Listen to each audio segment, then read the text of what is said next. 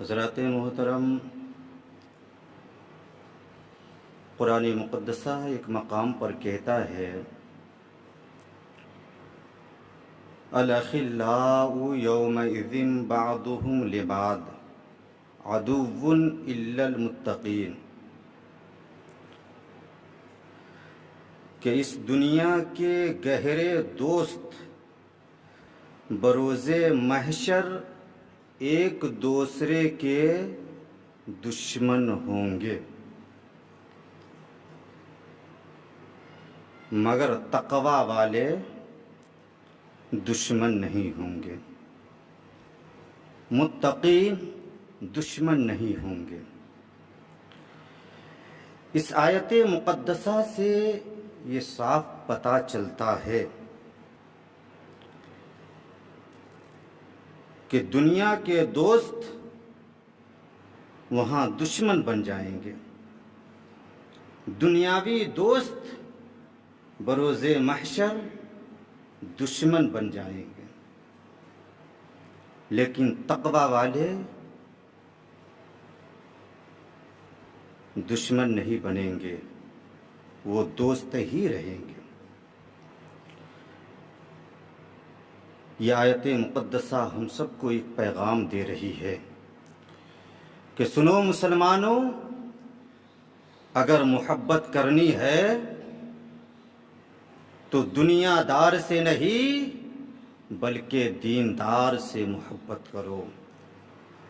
اگر محبت کرنی ہے تو غدار سے نہیں وفادار سے محبت کرو۔ اگر محبت کرنی ہے تو گستاخ سے نہیں بلکہ سرکار پاک کے غلام سے کرو۔ اور آسان لفظوں میں اسے یوں سمجھے کہ اگر محبت کرنی ہے تو حضور شیر بہار سے محبت کرو۔ سنو مسلمانوں، اگر محبت کرنی ہے تو سرکار سرکاہی سے محبت کرو۔ اگر محبت کرنی ہے تو مخدوم بہاری سے محبت کرو۔ اگر محبت کرنی ہے تو مخدوم سمنانی سے محبت کرو۔ اگر محبت کرنی ہے تو اعلیٰ حضرت سے محبت کرو۔ اگر محبت کرنی ہے تو مفتی اعظم سے محبت کرو۔ اگر محبت کرنی ہے تو تاج الشریعہ سے محبت کرو۔ اور آسان لفظوں میں یوں سمجھے کہ اگر محبت کرنی ہے تو خواجہ غریب نواز سے محبت کرے۔ اگر محبت کرنی ہے تو غوث اعظم سے محبت کرے۔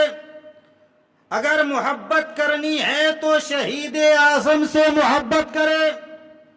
اگر محبت کرنی ہے تو تبع تابعین سے محبت کرے۔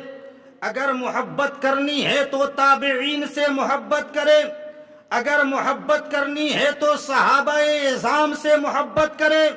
اگر محبت کرنی ہے تو شہدائے کرام سے محبت کرے۔ اگر محبت کرنی ہے تو صدیق اکبر سے محبت کرے۔ اگر محبت کرنی ہے تو فاروق اعظم سے محبت کرے۔ اگر محبت کرنی ہے تو عثمان غنی سے محبت کرے۔ اگر محبت کرنی ہے تو مولا علی سے محبت کرے۔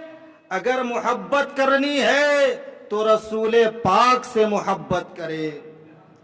اب آپ میں سے کسی کا یہ سوال ہو سکتا ہے کہ شمشاد رضا قادری، جب ہم ان لوگوں سے محبت کریں گے تو ہمیں کیا فائدہ حاصل ہوگا؟ تو سنیں، جب آپ انبیاء کرام سے محبت کریں گے، جب آپ شہدائے اعظام سے محبت کریں گے، جب آپ صلحائے کرام سے محبت کریں گے، جب آپ اولیاء کرام سے محبت کریں گے تو فائدہ یہ ہوگا کہ ان کی محبت یہاں بھی کام آئے گی اور حشر کے میدان میں بھی کام آئے گی۔ حشر کے میدان میں بھی کام آئے گی۔ لہذا محبت ایسی ذات سے کرے کہ جو یہاں بھی ہمیں فائدہ پہنچائے اور حشر کے میدان میں بھی ہمیں فائدہ پہنچائے، کیونکہ وہ میدان جہاں نفسی نفسی کا عالم ہوگا، کوئی کسی کا پرسان حال نہیں ہوگا۔ قرآن مقدسہ کہتا ہے وَلَا يَسْأَلُ حَمِيمٌ حَمِيمًا، کہ سنو بروز محشر کوئی دوست کسی دوست کی بات نہیں پوچھے گا، کسی دوست کا حال نہیں پوچھے گا۔ آخر کیوں؟ یہاں تو پوچھتا ہے، یہاں تو ہمیشہ طبیعت پوچھتا ہے، حال چال پوچھتا ہے، خبر خیریت پوچھتا ہے، لیکن وہی دوست میدان محشر میں کوئی حال چال نہیں پوچھے گا، کوئی بات نہیں پوچھے گا۔ آخر کیوں؟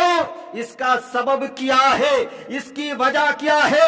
تو سنو مسلمانوں، اس کی وجہ یہ ہے کہ اس میدان میں سبوں کو اپنی اپنی فکر ہوگی، کسی کو کسی کی بھی فکر نہیں ہوگی۔ سب کو اپنی اپنی فکر ہوگی، کسی کو کسی کی فکر نہیں ہوگی۔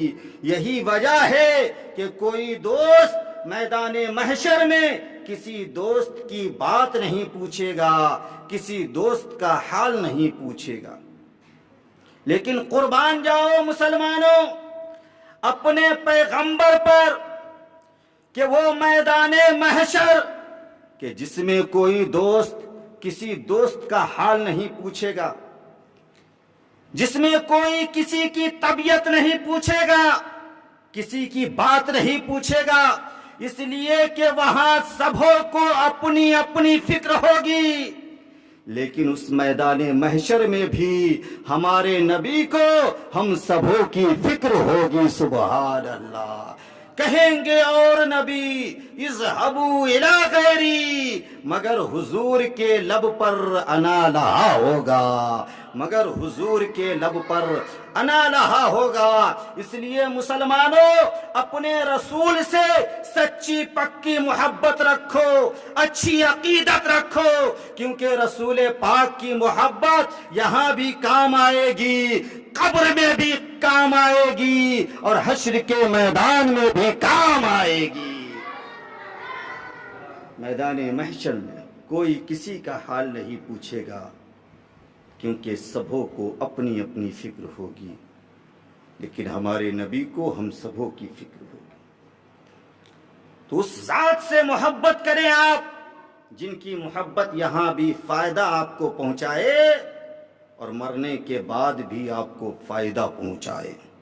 اعلیٰ حضرت لکھتے ہیں یا رسول اللہ تیرے غلاموں کا نقش قدم ہے راہ خدا، تیرے غلاموں کا نقش قدم ہے راہ خدا، وہ کیا بہک سکے جو یہ سراغ لے کے چلے، اور لحد میں عشق رخ شہ کا داغ لے کے چلے، اندھیری رات سنی تھی چراغ لے کے چلے، اندھیری رات سنی تھی چراغ لے کے چلے۔ حضرات اس مختصر سی زندگی کو خوبصورتی کے ساتھ عبادت کرتے ہوئے گزارے، سچ بولتے ہوئے گزارے، شریعت مصطفیٰ پر عمل کرتے ہوئے گزارے، کیونکہ ہم سب جانتے ہیں کہ ہمارے ساتھ وہی جانے والا ہے جو ہم کرتے ہیں۔ اچھا کریں گے تو اچھا جائے گا، برا کریں گے تو برا جائے گا۔